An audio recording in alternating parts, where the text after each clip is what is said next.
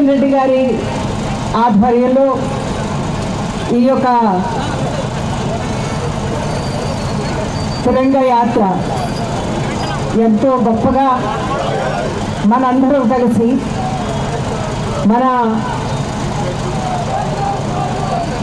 BJP నాయకులు అలాగే parliament సభ్యులు అలాగే ఎమ్మెల్యే అందరూ కూడా ఇక్కడ ఉన్నటువంటి బీజేపీ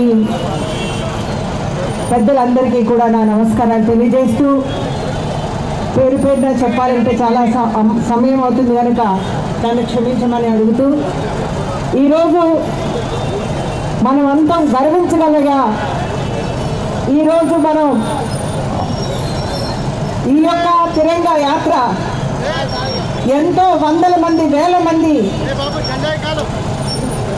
ఏకత్రంగా మేమున్నాము అంటూ మన భారత మాతను జై జయకారం చేస్తూ ఈరోజు దేశాన్ని ఆ భారత ఆర్మీలో ఉన్నటువంటి అందరినీ కూడా దేశ రక్షణ కోసం దేశం కోసం దేశంలో అస్త్రశస్త్ర దళాల కోసం మనమందరం కూడా ఈరోజు కృతజ్ఞతలు తెలుపుకునే సమయం, ధన్యవాదాలు చెప్పే సమయం, సాల్యూట్ చేసే సమయం.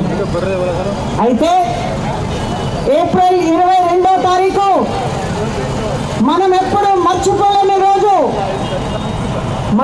మన సామాన్య ప్రజలు పహల్గాంలో అక్కడ ఉన్నటువంటి ప్రకృతిని ఆనందించడానికి వెళ్తే సామాన్య ప్రజలను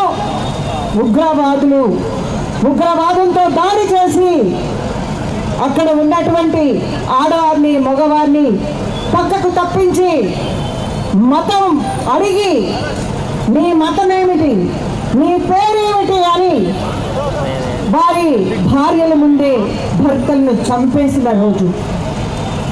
ఆ రోజు మరవలేని రోజు.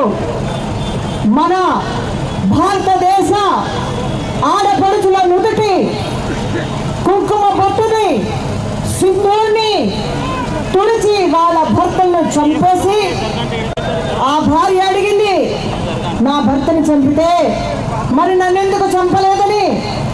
ఆ ఉగ్రవాది చెప్పాడు, వెళ్ళు చెప్పు, నీవు మీ మోదీతో నేనే చంపానని చెప్పు అన్నావు. అరే నువ్వు అదే తప్పు మాట మాట్లాడావురా. మా మోదీ అంటే ఎవరనుకుంటున్నావు? నువ్వు బుల్లెట్లు పేలిస్తే ఆయన కంటి చూపుతోటి నిన్ను భస్మం చేయగలడు.